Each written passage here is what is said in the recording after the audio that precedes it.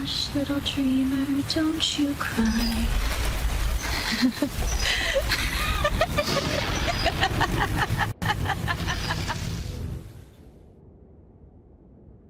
The Carousel at Wildwood Park has 48 painted horses, but every morning when I come in for maintenance, there are 49. The extra one appears in a different position each time, sometimes between two horses that were side by side yesterday, sometimes on the outer ring where there's barely room. It's always the same horse, black with red eyes and a cracked saddle, and its paint is wet, like someone just finished painting it, even though the Carousel hasn't been refurbished since 1987. My supervisor told me to remove it the first time I reported it. When I tried to unbolt it from the platform, my drill sparked and died, and the horse's head turned to look at me. I'm not exaggerating. The wooden head swiveled on its pole. Those red glass eyes focused directly on my face, and I heard a child laughing even though the park wouldn't open for 3 more hours. Yesterday, I checked the employee records after finding an old photograph tucked behind the Carousel's control panel. The photo showed a birthday party from 1994. A little boy sitting on a black Carousel horse, smiling at the camera. On the back, someone had written, "Cameron's 6th birthday. Last photo before the accident." I asked my supervisor about Cameron. He went pale and locked himself in his office for the rest of the day. This morning, the black horse was in the center of the Carousel, and there were 48 other horses arranged in a perfect circle around it, all facing inward, all facing it. And in the operator's booth, written in something dark and sticky on the control panel, "Cameron wants to ride with someone." My name's Dustin Whitlock, and I've worked maintenance at Wildwood Park for 3 years. The park sits on Highway 412 outside Siloam Springs, tucked between the Ozark Hills and what used to be farmland before the developers bought it in 1982. It's not a big operation. We've got the Carousel, a tilt-a-whirl, a scrambler, bumper cars, a small wooden coaster called the Timber Terror, and the usual midway games. During summer, we pull decent crowds from Bentonville and Fayetteville, families looking for something cheaper than driving down to Magic Springs. I took this job after my divorce was finalized, needed something to fill the hours, and the pay was better than working at the Tyson plant. My supervisor, Dale Pruitt, is pushing 70 and has been here since the park opened. He knows every bolt, every wire, every quirk of these aging rides. He's the one who gave me the rules on my first day, printed on a laminated card that looked like it had been through a flood. At the time, I thought they were the usual safety protocols mixed with Dale's paranoia about liability. Now I know better. The rules are specific, they're non-negotiable, and most importantly, they exist for reasons that have nothing to do with OSHA compliance. Last night, I broke one of them.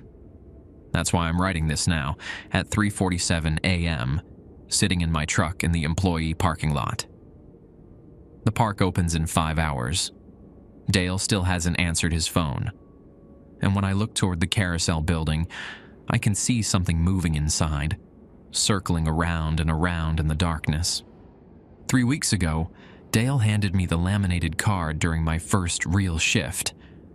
We were standing in the maintenance shed behind the scrambler, and he'd just finished showing me where we kept the spare hydraulic fluid and welding equipment.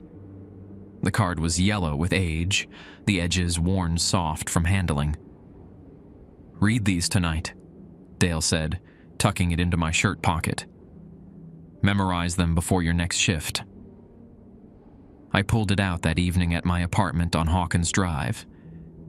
7 rules typed in what looked like an old typewriter font, each one numbered. Some made sense. Others seemed like the ramblings of someone who'd spent too many years breathing motor oil fumes. Rule 1. Arrive at the park before 5:30 a.m. Perform your walkthrough of the Carousel building first, before any other ride. If you see the black horse, count the others. If there are 48, continue your rounds normally. If there are any other number, leave the building immediately and call Dale. Rule 2. Never attempt to remove, repair, or touch the black horse.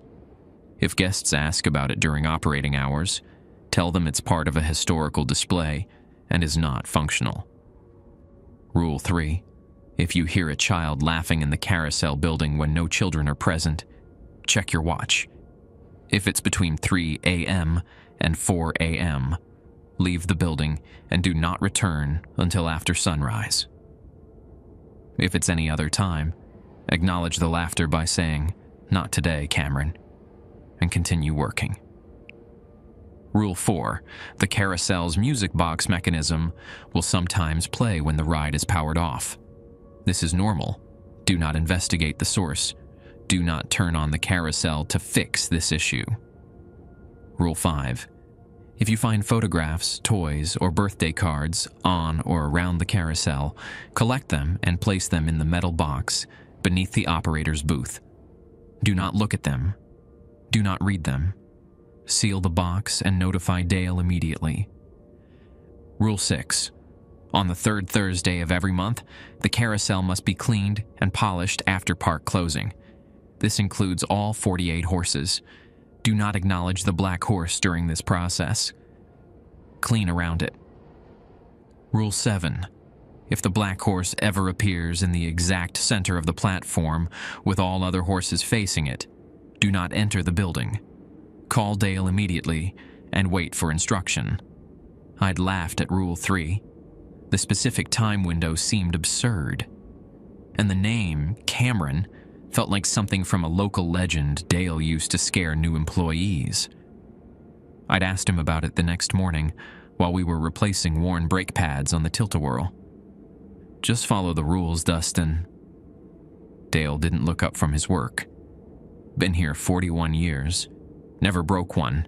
Never had a problem. But what happens if... Nothing happens if you follow them. His voice carried an edge I hadn't heard before. That's the point. For 3 weeks, I followed every rule perfectly. The black horse appeared most mornings, always in a different position. I'd count the others, always 48, and continue my rounds. Twice I heard the music box playing when the Carousel was off, both times around 2 p.m. when the park was busy. I left it alone. Once I found a small teddy bear propped against one of the horses. I sealed it in the metal box without examining it and texted Dale. He showed up 20 minutes later, took the box, and didn't say a word about it. The third Thursday maintenance went fine. I cleaned each of the 48 horses, their paint chipped and faded from decades of use. The black horse stood near the outer ring that night. I worked around it, keeping my eyes on the other horses, and I swear I could feel it watching me. The red glass eyes seemed to track my movement, even when I was behind it. Last night changed everything. I was running late. My truck wouldn't start. Battery corrosion I'd been meaning to fix, and by the time I got it jumped and drove the 15 miles from Siloam Springs, it was already 5:47 a.m., 17 minutes past the deadline in Rule 1. The parking lot was empty except for Dale's old Ford Ranger. I grabbed my toolbox and flashlight, then headed toward the Carousel building. The morning sky was turning gray, and fog settled thick between the rides. The building is a converted barn, original to the property, with a domed roof and walls painted to look like a circus tent. In the dim light, the stripes seemed to shift. I reached for the door handle, then stopped. Through the window, I could see the Carousel.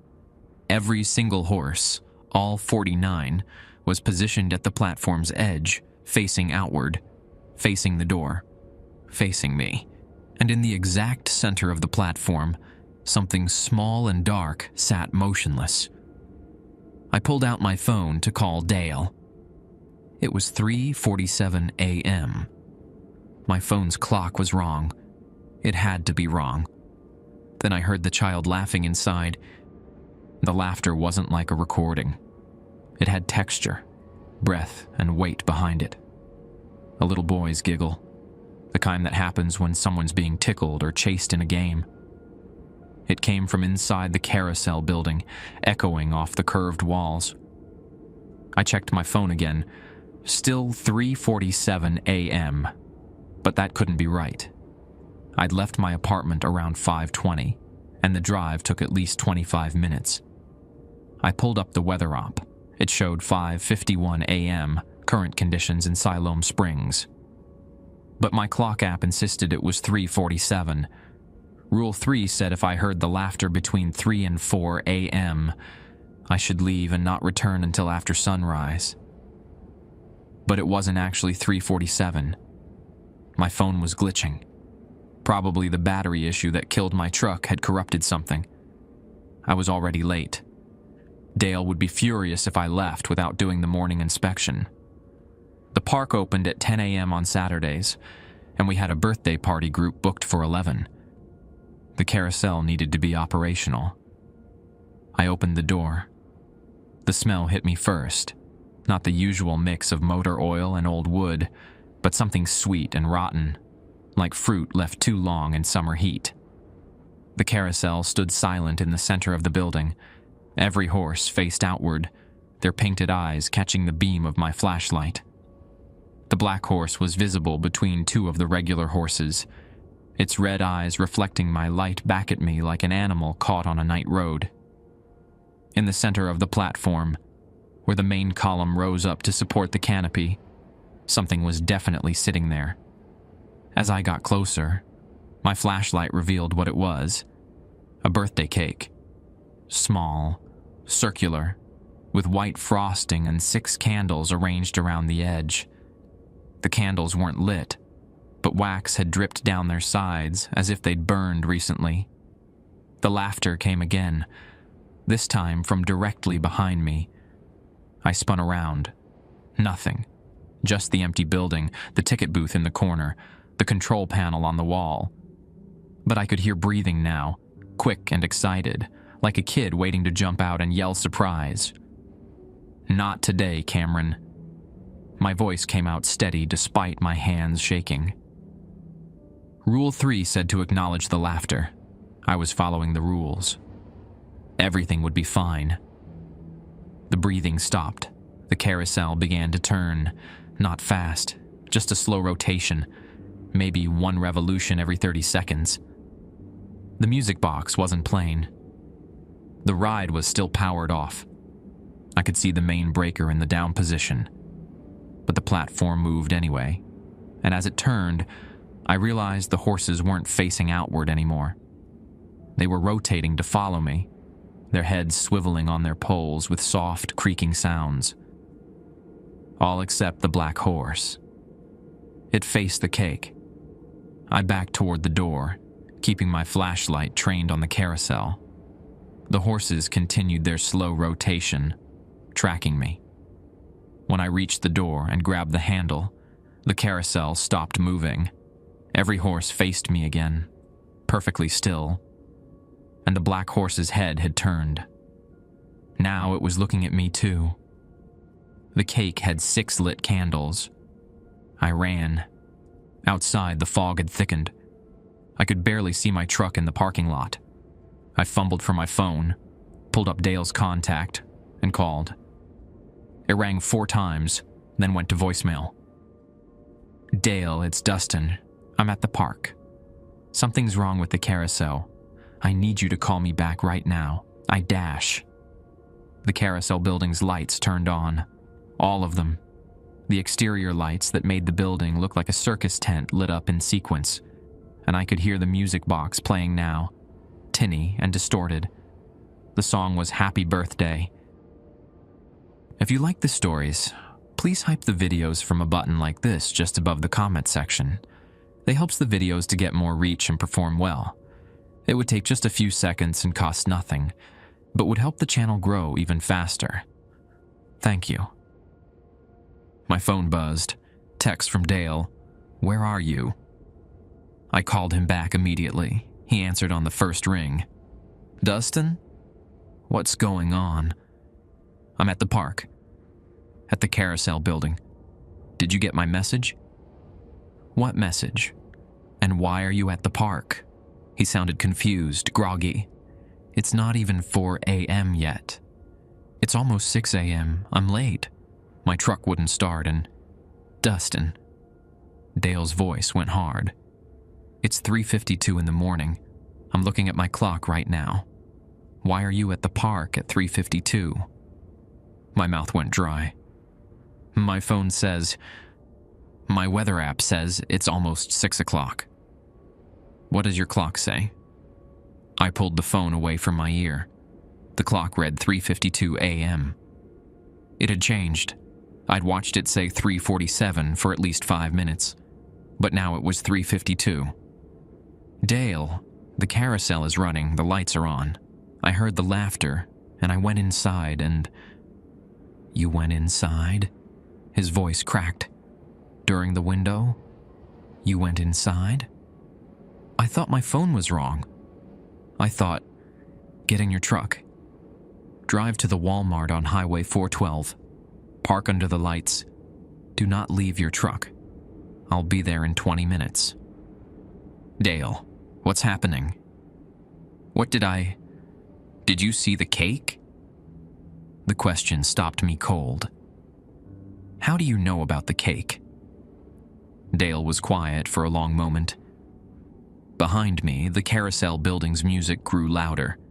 The melody had warped, the tempo slowing down, and then speeding up in random bursts. "Because it appears every time someone breaks Rule 3, Dale said. "Get to Walmart, now." He hung up. I ran to my truck, dropped my keys twice trying to unlock it, then threw myself into the driver's seat.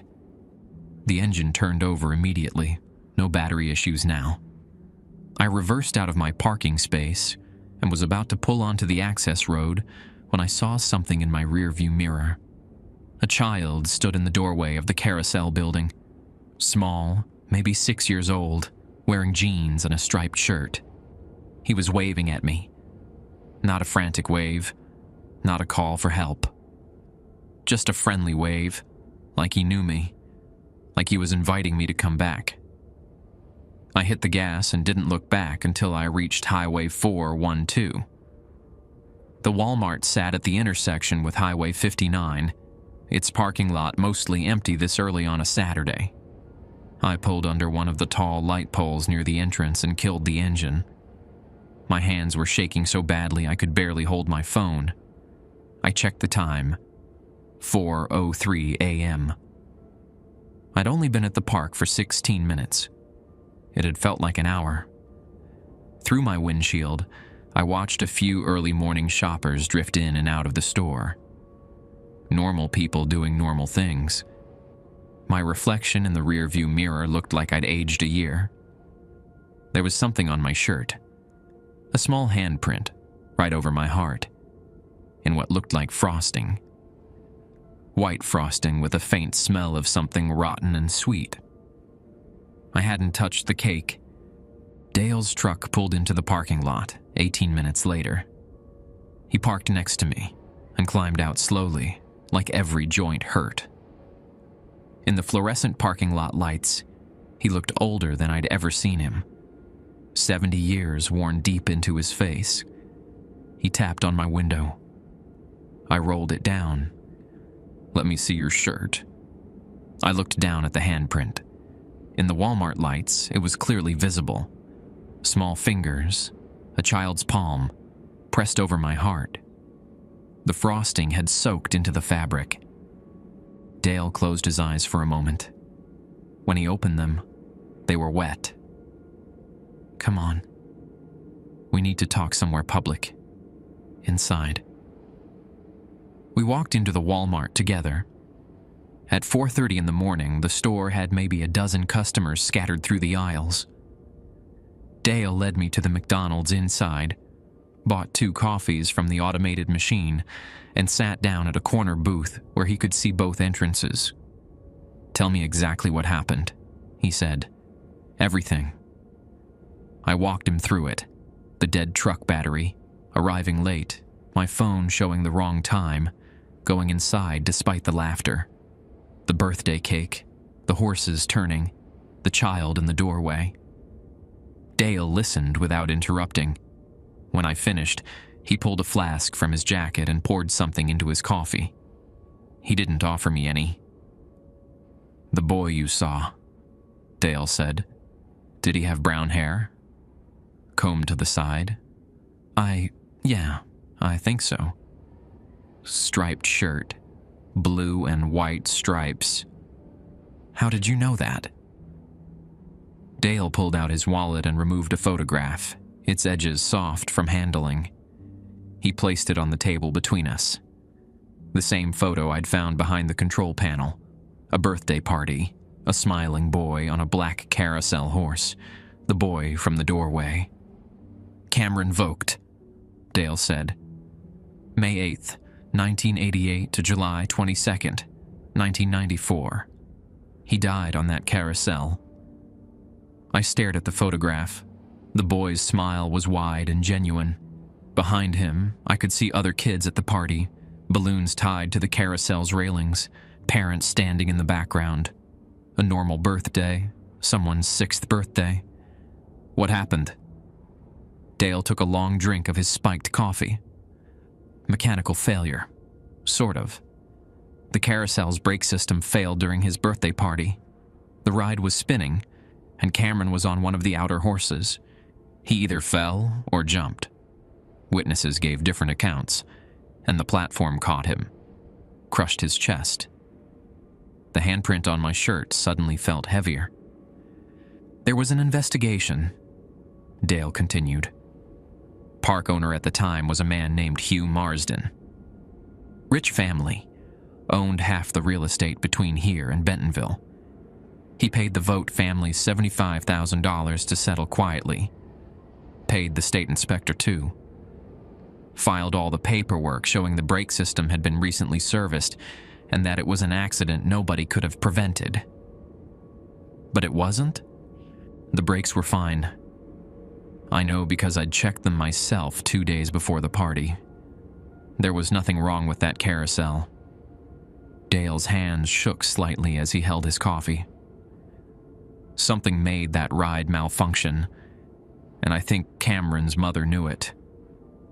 He pulled out another photograph. This one showed a woman in her 30s, dark hair pulled back, wearing coveralls covered in paint.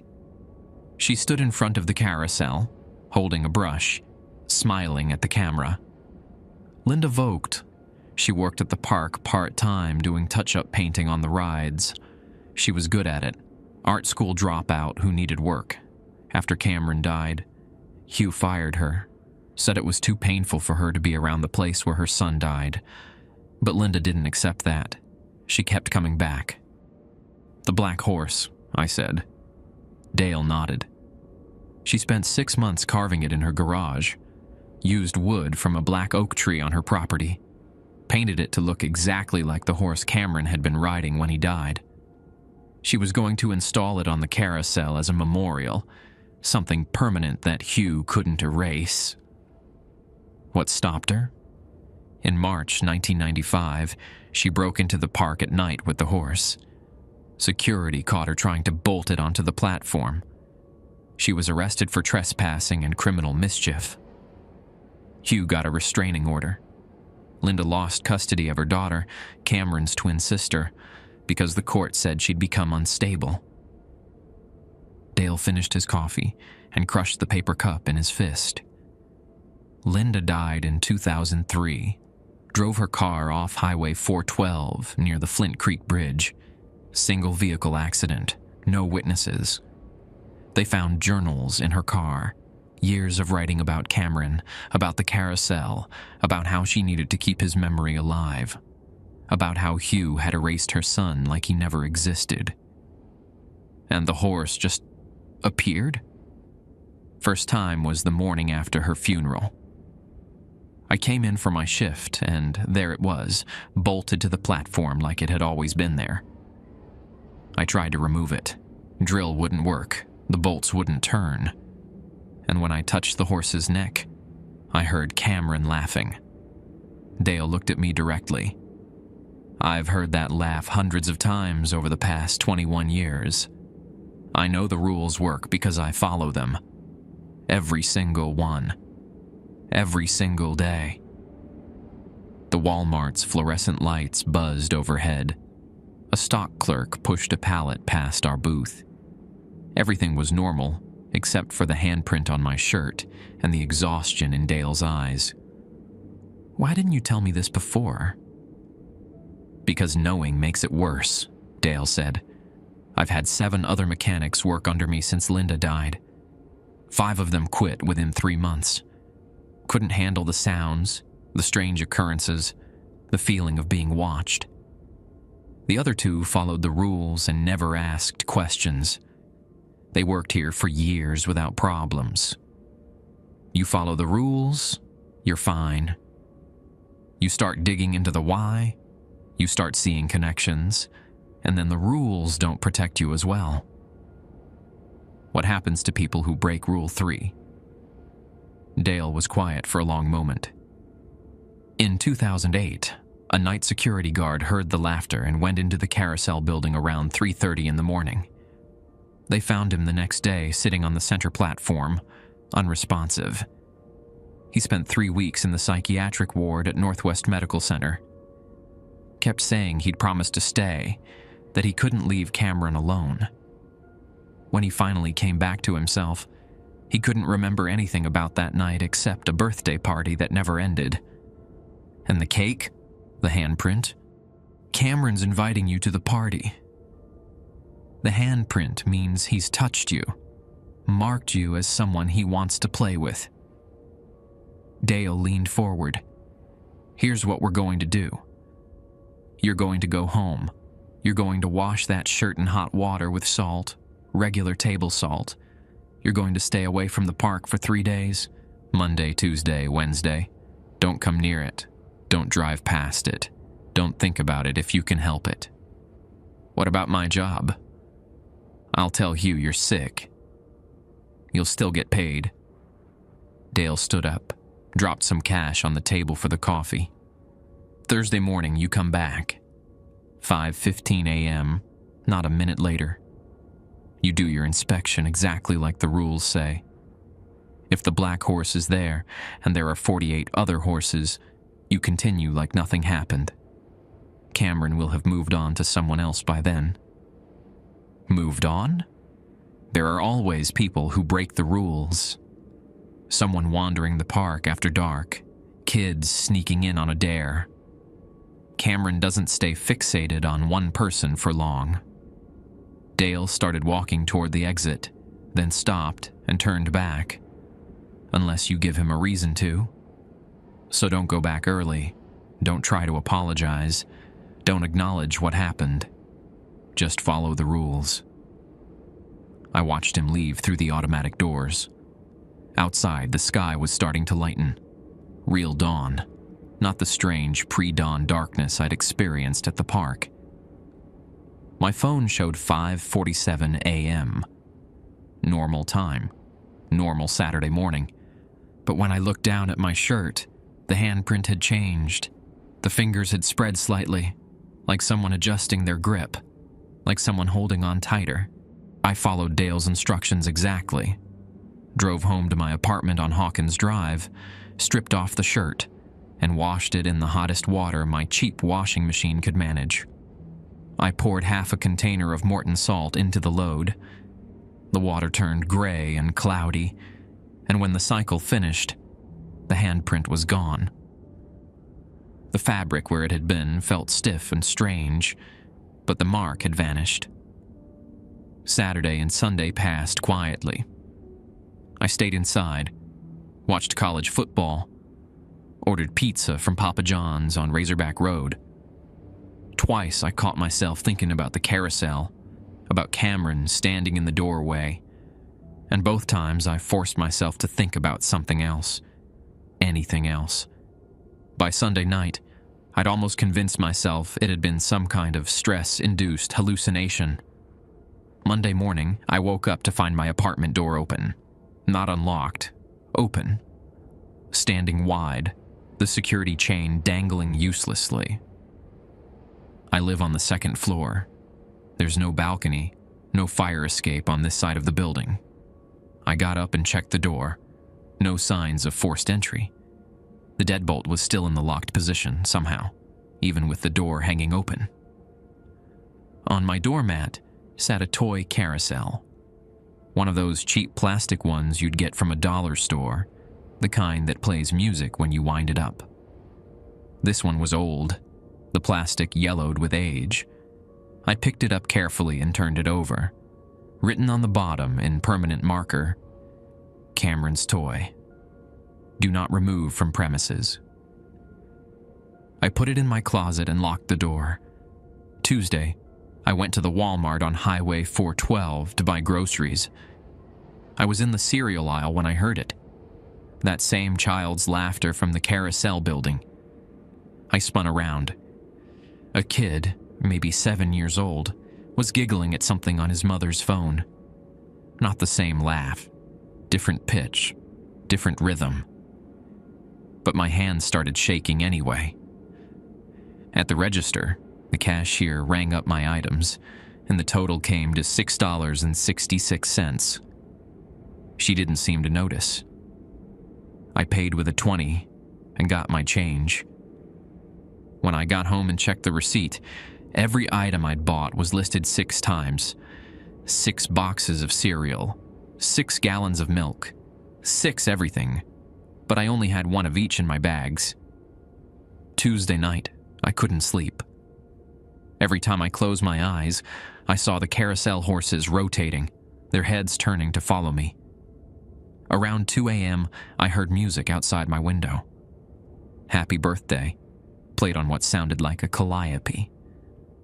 I looked outside. The parking lot was empty, except for the usual cars, but I could hear the music clearly, drifting from somewhere. I checked the closet. The toy carousel was spinning slowly, even though I hadn't wound it up. Wednesday morning, I called Dale. He answered on the 3rd ring, sounding tired. "It's Dustin. Something's wrong. Things are happening at my apartment." The door was open. "There's a toy carousel," I keep hearing. "You're at your apartment right now?" "Yes. Stay there. Don't leave. I'm coming over." He arrived 20 minutes later in his old Ford Ranger. I let him in and showed him the toy carousel. Dale picked it up, examined the writing on the bottom, and his jaw tightened. "This was Linda's," he said. "She kept it on her desk when she worked at the park. It went missing after she was fired. How did it get in my apartment? Cameron doesn't understand boundaries anymore. Doesn't understand that some places are yours and some aren't." Dale sat down heavily on my couch. "The handprint marked you stronger than I thought. Usually people who break Rule 3 just get scared. A few nightmares, maybe some sounds, but you went inside during the exact window. You saw the cake. You got touched." "What does that mean?" Dale rubbed his face. "It means Cameron thinks you're a guest at his party. And he's trying to bring you back. The rules said 3 days away would... The rules work for normal infractions. You didn't just break Rule 3. You broke it at the worst possible time, and then you stayed inside the building. You gave him too much attention." Dale stood up and started pacing. "We need to do something different. Something I hoped we'd never have to do." "What?" "Linda's workshop. It's still here, in Siloam Springs, on a property the bank never managed to sell after she died. Her daughter, Cameron's twin sister, inherited it, but she moved to Tennessee years ago. Never came back. The property's been abandoned since 2003. That's where Linda carved the black horse, where she kept all her journals, her plans, everything about the memorial she wanted to build." "Why would we go there?" "Because the rules were never meant to be permanent. They're stopgaps, ways to avoid direct confrontation with something that shouldn't exist." Dale picked up the toy carousel again. Linda's grief created something real. Her obsession with keeping Cameron's memory alive bound him to that carousel. But she also knew how to control it, how to channel it into the memorial horse. Her journals might tell us how to finish what she started. You've never read them? I tried once. In 2004, right after I found out about the property. I drove out there, broke a window, got inside. The workshop was full of her things: carving tools, paint, sketches of carousel horses. The journals were on a workbench. I opened the first one and got 3 pages in before I had to leave. Why? Dale looked at me with something close to fear. Because Cameron was there. Not a ghost, not a sound. He was sitting at the workbench watching me read, and he asked me why I hadn't come to his party yet. My apartment suddenly felt smaller.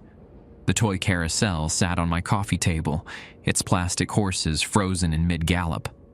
Outside, I could hear traffic on Hawkins Drive, normal Wednesday morning sounds. But everything felt thin, like the normal world was just painted scenery that could tear if you pushed too hard. If we go there, I said, what are we looking for? Instructions. Linda was methodical about everything. If she created a ritual or a process for properly installing the memorial horse, she would have written it down. We find that, we finish what she started, and maybe Cameron can finally rest. And if we can't find it? Dale didn't answer immediately. He walked to my window and looked out at the parking lot. Then you keep following the rules for the rest of your life. And you hope Cameron loses interest before you make another mistake. I thought about the handprint spreading on my shirt, the door opening by itself, the music at 2 a.m. When do we go? Tomorrow, after you do your Thursday morning inspection at the park. 5:15 a.m., remember? You show up on time, follow the rules, prove you're still trying to respect the boundaries. Then we go to Linda's workshop. What if Cameron's there again? Then we deal with it. Together. Dale headed for the door, then stopped. Dustin, don't wind up that carousel. Don't touch it again. Leave it exactly where it is. After he left, I sat on my couch and stared at the toy. The plastic was worn smooth in places where small hands had gripped it, played with it, loved it. I wondered if Cameron had been holding it on his 6th birthday, before the party at the carousel. Before everything went wrong, the toy started playing music on its own. Happy birthday in tinny, distorted notes. I grabbed my keys and left. Spent Wednesday night at a Motel 6 off Highway 412, paying cash, giving a fake name. The room smelled like cigarette smoke and pine sol, but it was anonymous and empty. No toys, no handprints, no music. At 4 a.m., my phone alarm went off. Time to go back to Wildwood Park. I arrived at Wildwood Park at 5:12 a.m. Thursday morning, 3 minutes early. Dale's truck was already in the lot, and he was standing by the entrance to the Carousel building, a thermos in one hand and a flashlight in the other. You remember the procedure? He asked when I walked up. Check the black horse. Count the others. If there are 48, continue normally. And if there aren't, leave and call you. Dale nodded. I'll wait here. You go in alone. That's how it has to work.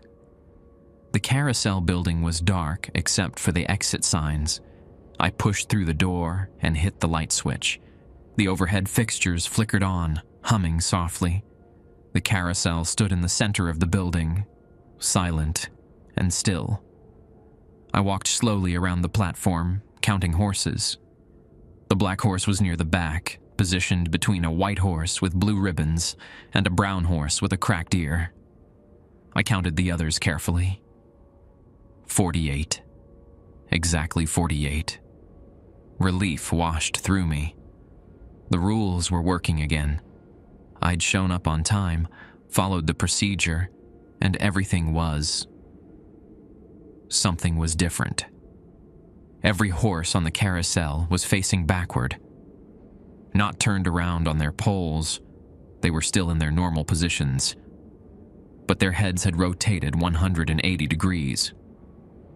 All of them looking toward the center of the platform, toward the column where I'd seen the birthday cake.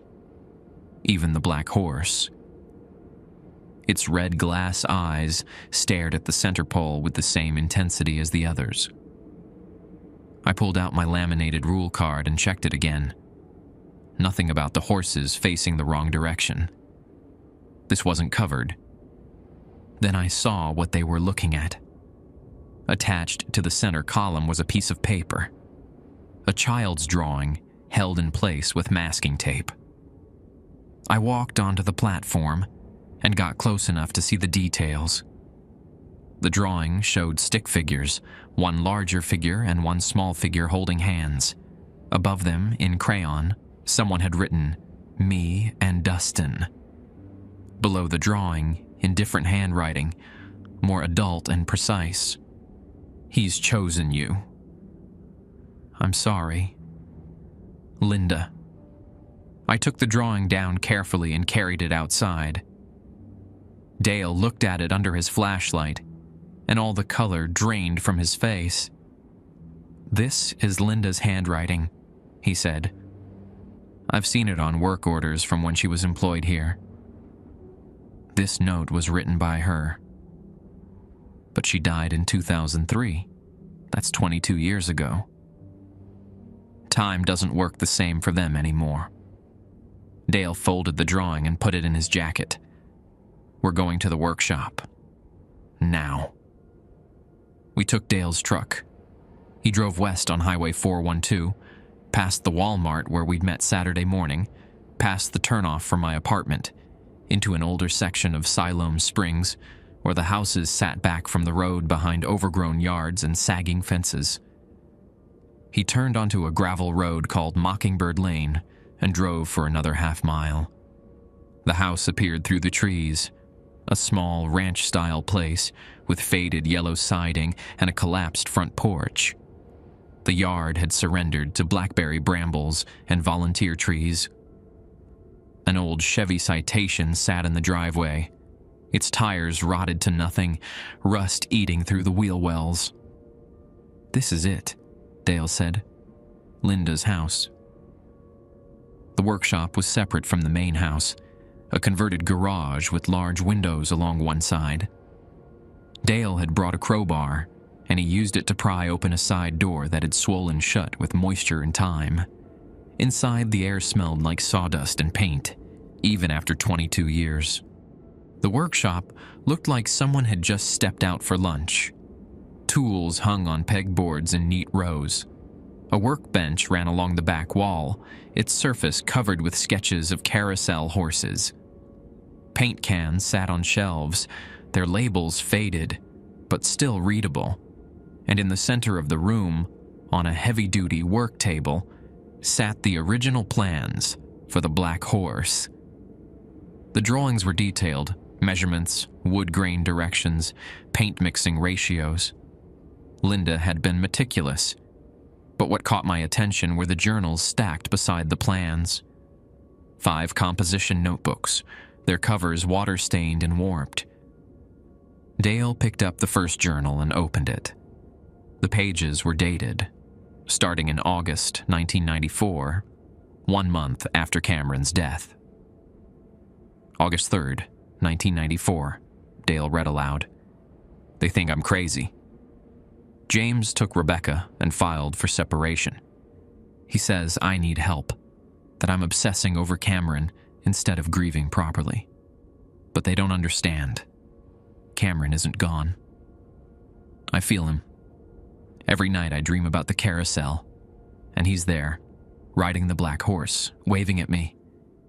He wants to keep riding. He wants his party to continue. If I build him the memorial horse, if I give him something permanent, maybe he can finally have his birthday properly.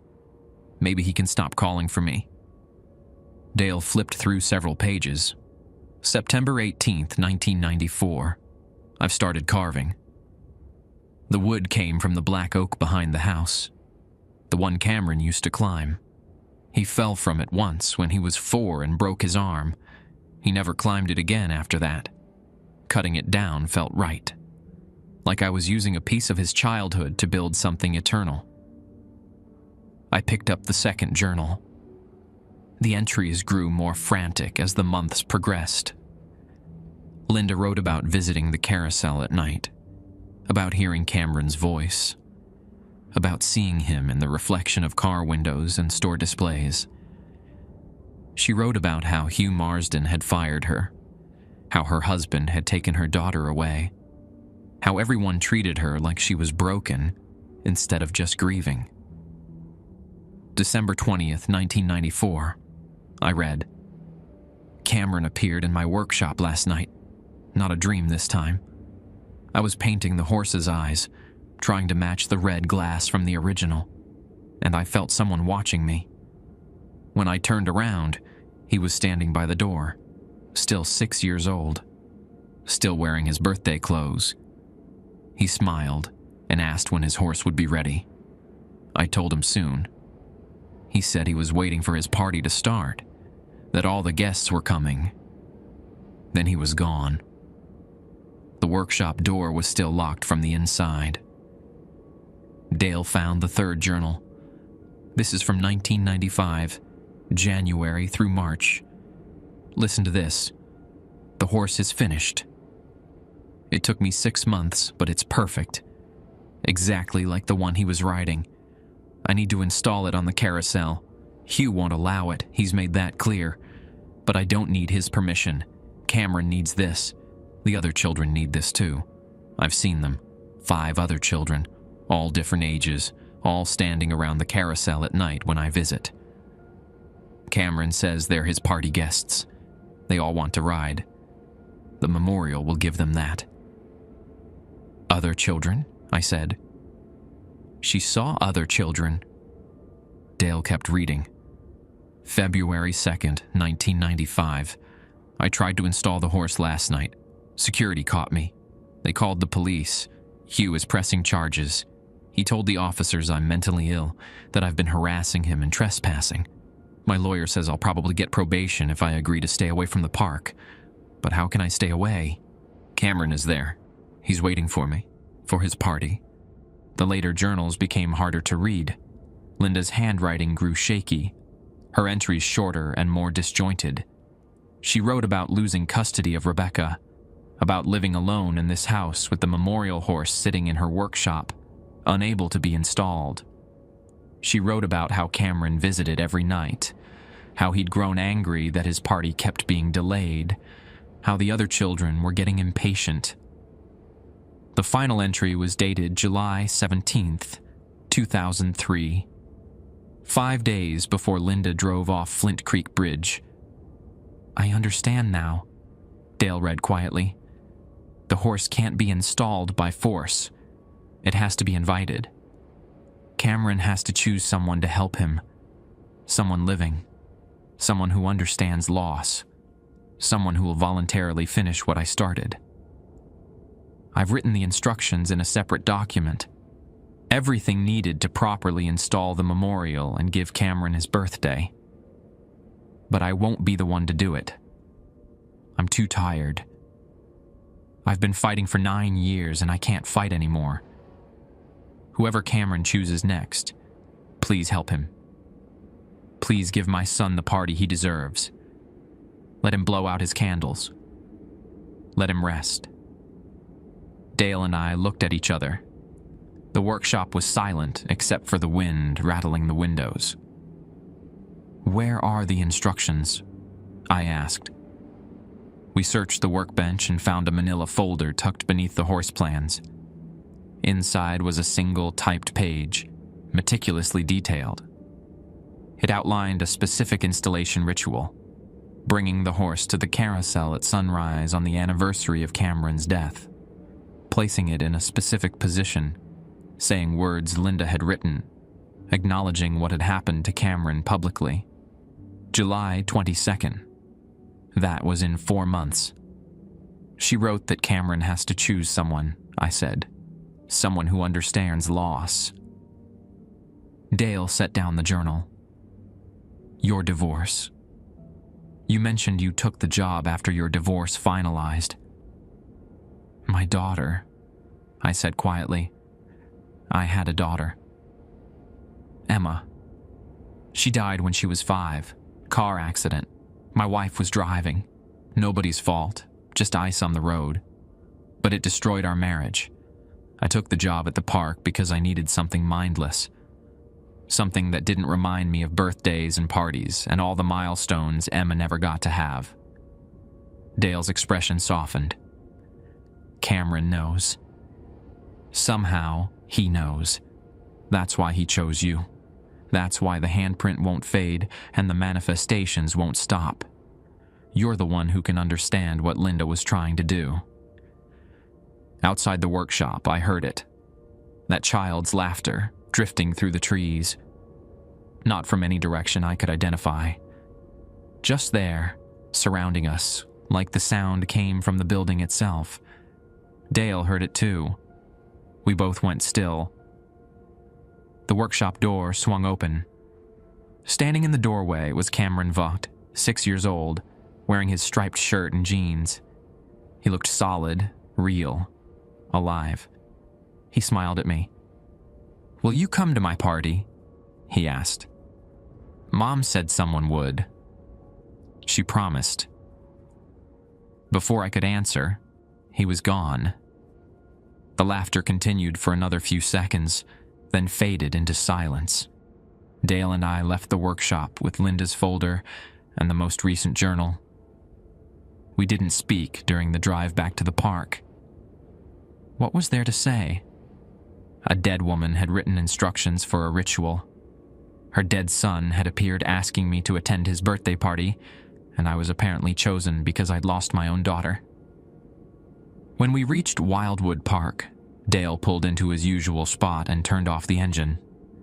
He sat there staring at the Carousel building.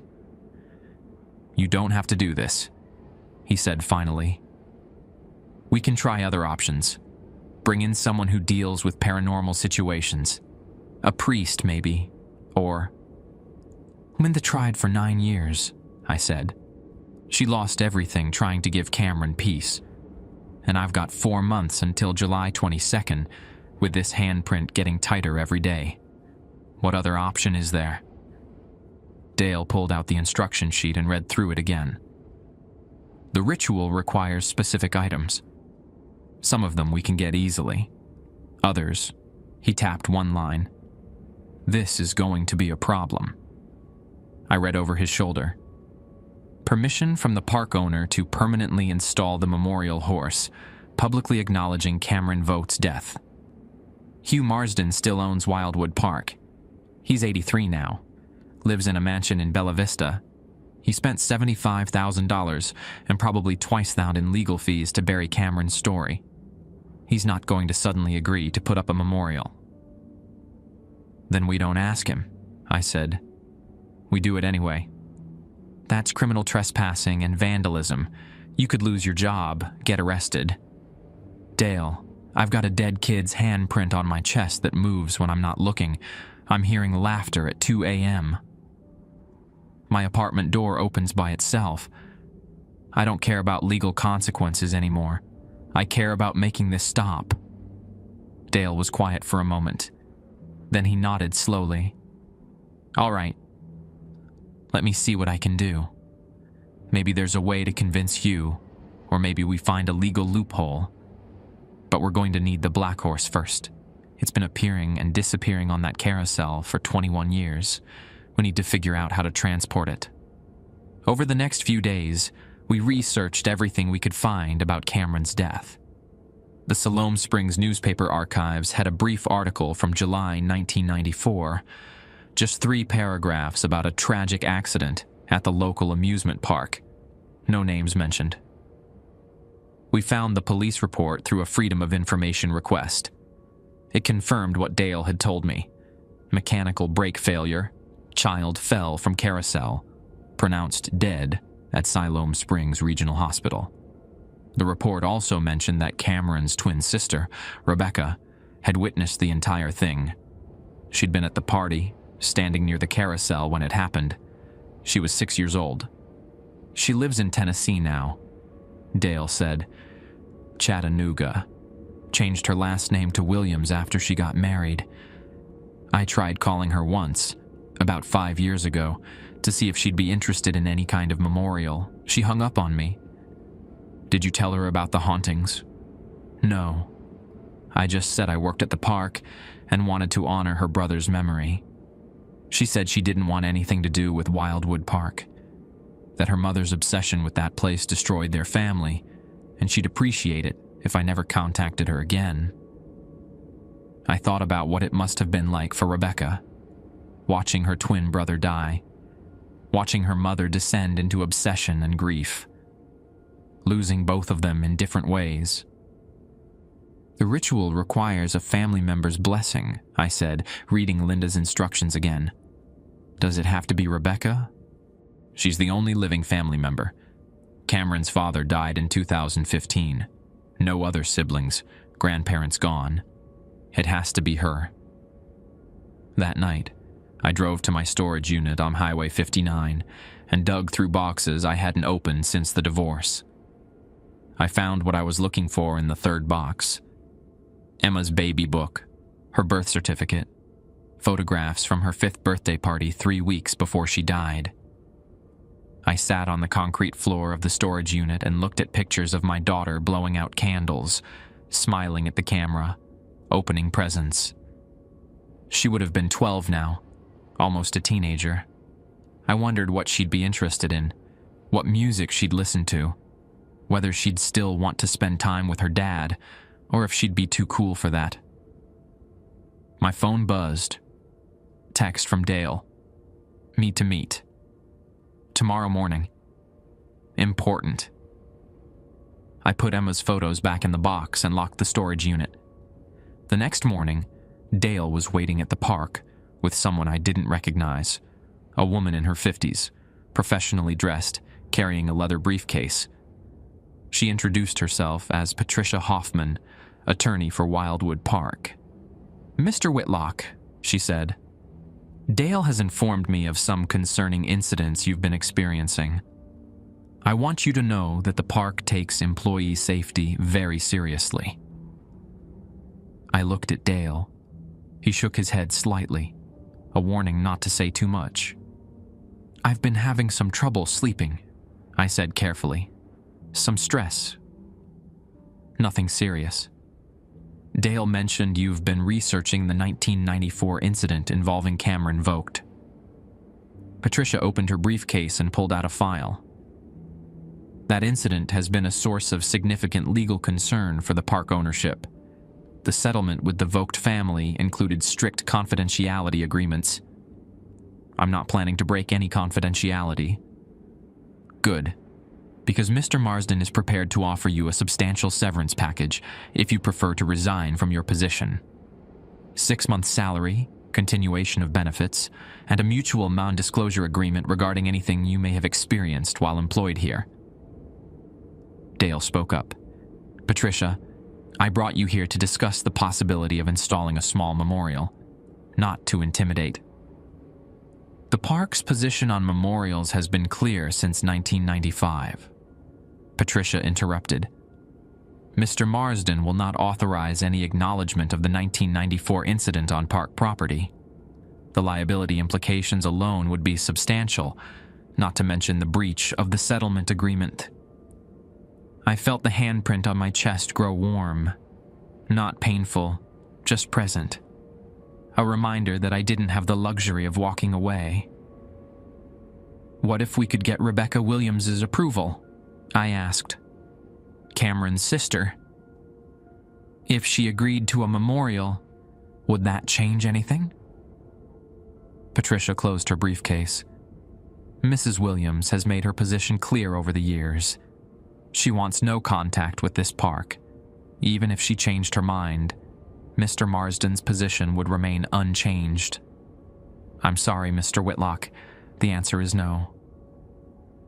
After she left, Dale and I sat in his truck. She's trying to buy you off, Dale said. Hugh knows something's happening. He's known for years that the carousel is wrong, but there's something there. He just wants everyone to stay quiet about it. What if we contact Rebecca anyway? If she gives us permission, we could install the horse without Hugh's approval. Deal with the legal consequences later. You'd be risking everything.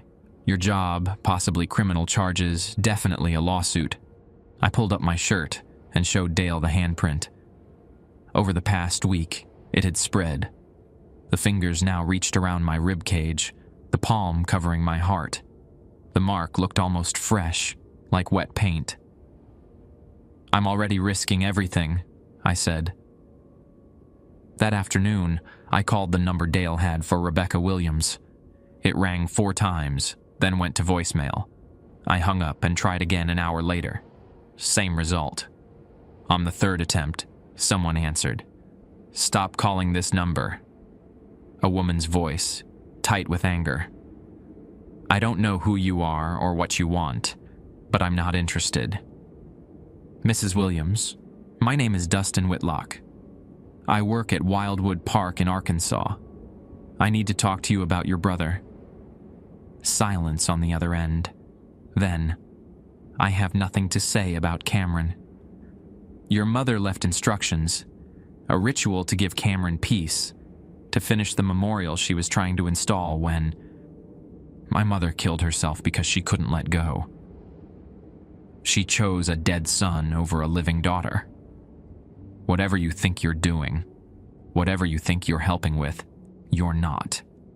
You're just continuing her delusion. Mrs. Williams, I've seen him. Cameron. He's still there, at the carousel. He's still waiting for... I don't care," her voice cracked. "I don't care if he's there, or if my mother's there, or if the whole place is haunted. That park took everything from me. My brother, my mother, my childhood. I moved 2 states away to get away from it. And now you're calling me, dragging it all back. The answer is no. Don't call again." She hung up. I sat in my truck in the Wildwood Park parking lot and watched the carousel building. Through the windows, I could see the carousel standing still. But I knew the black horse was in there somewhere, waiting, watching. My phone buzzed. Text message from an unknown number. July 22nd is Cameron's birthday. Will you bring cake? I showed the message to Dale. He read it twice, then looked at me with something close to despair. "Cameron's birthday is July 22nd, he said. "That's also the anniversary of his death. The ritual has to happen that day, during sunrise, exactly 30 years after the accident." He checked his calendar. "That's 18 weeks from now. If we're going to do this, if you're really going to do this, we need Rebecca's blessing, or we need to find another way to make the ritual legitimate. There has to be something in Linda's journals, some alternative she considered. Then we go back to the workshop. We read every page of every journal until we find an answer. As we drove away from the park, I looked in my side mirror. Standing in the doorway of the Carousel building was a small figure in a striped shirt, waving goodbye. I didn't wave back, but I knew, deep in my bones, that I'd be coming back on July 22nd whether I wanted to or not. Cameron had invited me to his party, and I'd already accepted. We spent the next 3 months reading Linda's journals. Every entry, every margin note, every sketch and diagram. Dale and I would meet at the workshop on Mockingbird Lane after my shifts, going through the pages by flashlight because the electricity had been shut off decades ago. In the 4th journal, dated November 1997, we found what we needed. I understand now why the ritual requires permission, Linda had written. It's not about legal authority. It's about acknowledgement. Someone with power over the space must admit what happened, must say Cameron's name, must recognize that a child died and was erased. If Hugh won't do it, if Rebecca won't do it, then perhaps the person Cameron chooses can do it themselves by taking ownership of the space during the installation, by becoming, for that moment, the authority that grants permission. Dale read the passage 3 times. She's saying you have to claim the carousel as yours. Take possession of it during the ritual. How? He flipped to the next page where Linda had sketched out an alternative procedure. You arrive before anyone else. Before me, before security, before dawn. You enter the Carousel building and you speak the words of ownership. You claim responsibility for what happened to Cameron. You acknowledge his death as your burden to remember. Then, you install the horse. That's breaking Rule 1. I'm supposed to arrive before 5:30 a.m., but not during the window between 3 and 4 a.m. You'll be breaking several rules, Dale said quietly. This ritual exists outside the rules. It's what the rules were designed to prevent. Direct confrontation with Cameron and what he's become. But it's also the only way to end this. As July 22nd approached, the manifestations intensified. The handprint spread until it covered my entire chest, my back, wrapping around my ribs like a child's embrace. I started seeing Cameron everywhere, in reflections, in car windows, standing at the end of grocery store aisles. He never spoke, just watched me with those same expectant eyes from the photograph. The toy carousel appeared in different places. My truck, my locker at work. Once, impossibly, inside my locked refrigerator. Every time it would start playing Happy Birthday within hours of appearing. Dale researched how to move the black horse. We discovered that during certain times, specifically during the 3 a.m. to 4 a.m. window, the horse became tangible enough to unbolt from the platform. We tested this theory 3 weeks before the anniversary. At 3:15 a.m., Dale and I entered the Carousel building together. The horse's bolts turned easily, and we lifted it off the platform. It was lighter than it should have been, and the wood felt warm, almost alive. We transported it to Linda's workshop and kept it there, covered with a tarp, waiting for July 22nd. The night of July 21st, I didn't sleep. I sat in my apartment with Emma's baby book open on my lap, looking at pictures of her 5th birthday party. The cake had been chocolate with pink frosting. She'd wanted a princess theme. We'd invited 12 kids from her preschool. In 3 weeks, she would have died. Instead, she got 3 more weeks. 3 more weeks of bedtime stories and Saturday morning cartoons and asking why the sky was blue. 3 more weeks of being my daughter. Cameron had gotten 6 years. Then a birthday party at a carousel and nothing else. Just an endless party that never ended because no one would acknowledge it had happened. At 2:45 a.m., I drove to Wildwood Park. The parking lot was empty. The park's lights were off except for the security lights along the perimeter. I grabbed the toolkit Dale and I had prepared. The installation hardware, the ceremonial items Linda had specified, a printed copy of the words I needed to speak. The black horse sat in the bed of my truck, wrapped in blankets. I carried it to the Carousel building and set it down outside the entrance. Then I checked my watch. 2:58 a.m. At exactly 3 a.m., I opened the door and walked inside. The carousel stood in darkness, all 48 horses facing random directions. I walked to the center platform and spoke the words Linda had written. I am Dustin Whitlock. I claim responsibility for this place. I acknowledge what happened here on July 22nd, 1994. Cameron Vogt died on this carousel. He was 6 years old. He was having a birthday party. He deserved to grow up. He deserved to be remembered. This is his memorial. This is his space. I'm giving it back to him. My breath came out in visible clouds.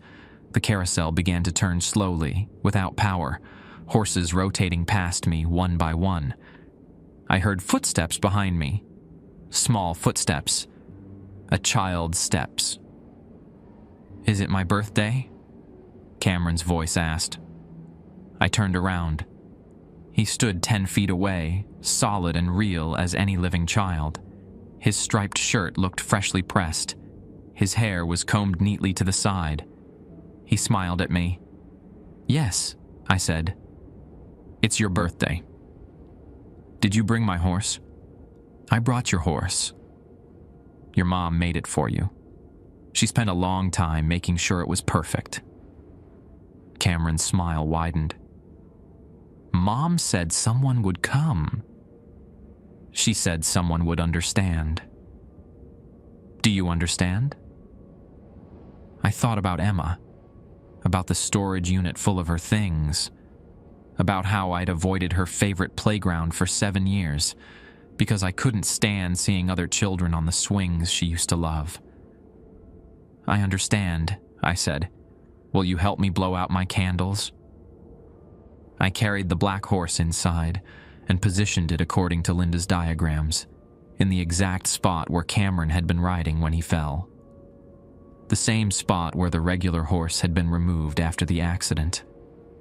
I bolted it into place with hardware Dale had custom made. The bolts turned smoothly, like the wood wanted to be mounted there. When I finished, Cameron walked over and touched the horse's neck. The wood seemed to warm under his hand. "It's perfect," he said. "Just like I remember." The other horses on the carousel turned to face the black horse. All 48 of them, heads rotating in unison, and standing beside several of the horses were children. Translucent, barely visible, but there. The 5 other children Linda had mentioned in her journals, Cameron's eternal party guests. "We've been waiting," one of them said. A girl, maybe 8 years old. "We've been waiting for someone to remember." I pulled out the birthday cake Dale and I had bought, chocolate with white frosting, 6 candles. I placed it on the center platform and lit the candles with shaking hands. "Happy birthday, Cameron," I said. All 6 children gathered around the cake. Cameron stood in front, his face lit by candlelight. He looked at me one more time. "Thank you for coming to my party," he said. "Emma wanted me to tell you she loves you. She says it's okay to put her pictures back up." "You've seen Emma. She's not here. She's somewhere else, somewhere better. But she wanted you to know." Cameron took a breath. "We all want our families to know we're okay. We just needed someone to remember first." He blew out the candles. The carousel stopped moving. The building warmed, and one by one, the children faded. Not vanishing, but softening, like they were finally able to let go and move on to wherever Emma had gone. Cameron was the last to fade. He climbed onto the black horse and sat in the saddle his mother had carved for him. He waved at me one final time. "Goodbye, Dustin. Tell my sister I said I love her." Then he was gone. The carousel stood silent. The black horse remained bolted to the platform, solid and permanent. Just wood and paint now. No warmth, no movement, no red eyes watching. I sat on the platform until dawn, until the sky through the windows turned pink and gold. When Dale arrived at 5:30 a.m. for the morning inspection, he found me there with the cake and the empty candle holders. "Is it done?" he asked. "It's done." We stood there, looking at the black horse. In morning light, I could see Linda's craftsmanship, every detail lovingly carved, every brushstroke precise. A mother's grief transformed into something beautiful. A memorial that had finally found its home. Dale pulled out his phone and took a photograph. "I'm going to talk to Hugh. Tell him the horse is permanently installed, and he can either acknowledge it as a memorial, or we go to the newspaper with the full story of Cameron's death and the cover-up. His choice. You think he'll agree?" "I think he's 83 years old and doesn't want to die with this on his conscience." Dale put his hand on my shoulder. "You did good. Linda would be grateful. Cameron's at peace." I looked at the handprint on my chest. It was fading, the edges already softening. By the end of the day, it would be gone completely. "Emma said it's okay to put her pictures back up," I told Dale. He nodded. "Then that's what you do. You remember her, you honor her, but you keep living." We left the Carousel building together as the sun rose over Wildwood Park, painting the converted barn in shades of orange and gold. Behind us, the black horse stood among its 48 companions, finally where it belonged. Finally home. Hugh Marsden agreed to the memorial after Dale threatened to contact the Arkansas Democrat-Gazette with the full story. A small brass plaque was installed on the Carousel platform beside the black horse, reading, "In memory of Cameron Vogt, May 8th, 1988, July 22nd, 1994, forever young, forever remembered." Rebecca Williams sent flowers when she heard about the memorial. White roses with a card that said only, "Thank you." Rebecca. She never visited, but Dale told me that was okay. Some people healed by remembering, others healed by letting go. Rebecca had earned the right to choose her own path. I kept working at Wildwood Park. The Carousel operates normally now. No extra horses appearing. No music playing when the power is off. No laughter in the empty building. Children ride it every weekend during summer, and sometimes I watch them from the maintenance shed. They always choose the black horse last, sensing something different about it, even if they can't articulate what. When they do ride it, they're gentle with it, respectful in a way kids usually aren't with amusement park equipment. The rules still exist. Dale keeps the laminated card in his office, though we both know they're not necessary anymore. Whatever Cameron and his mother created is finished now.